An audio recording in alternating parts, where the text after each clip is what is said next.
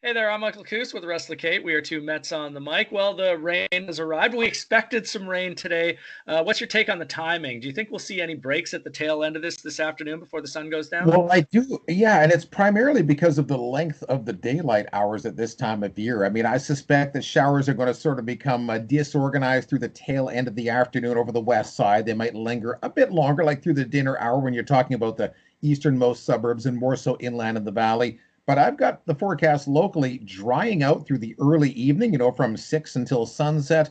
And after that, yeah, why wouldn't it be completely dry? Probably a few breaks on the coast as well. Tomorrow, you know, in the absence of any real high pressure ridge, we haven't got one of those favorable flows that's going to clear things out completely. It's probably back to fairly cloudy in the morning and partly sunny by afternoon. But I do suspect that we'll see some breaks beginning as early as the end of the day today. This is interesting for Wednesday, Thursday, Friday, all three of those days. Like you say, there's no dominant high pressure, but there's also not a surface low or anything shooting through Yeah, the area. But there will be some cloud cover developing. There's enough lift in the atmosphere, especially with any kind yeah. of daytime heating that you get this time of year with lots of sun energy to create cloud cover. So I don't think we're going to see a clear sky any of those days, but we'll definitely get some sunshine in there.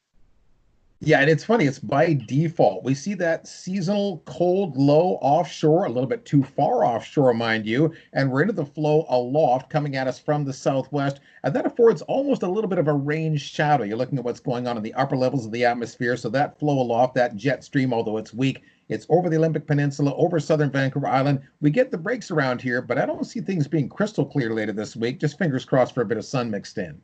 And the weekend still looks a little unsettled, but we'll Well, get that yeah, the fine tuned as we offshore get low, the there. trough, it's kind of closing in. Here's the thing, it takes on a real negative tilt, that offshore trough. And typically the models overplay the precipitation at the start of a phase when you get a negative tilt trough. So I'm talking about scattered showers Saturday, maybe a little wetter on Sunday, but that probably requires some fine tuning too.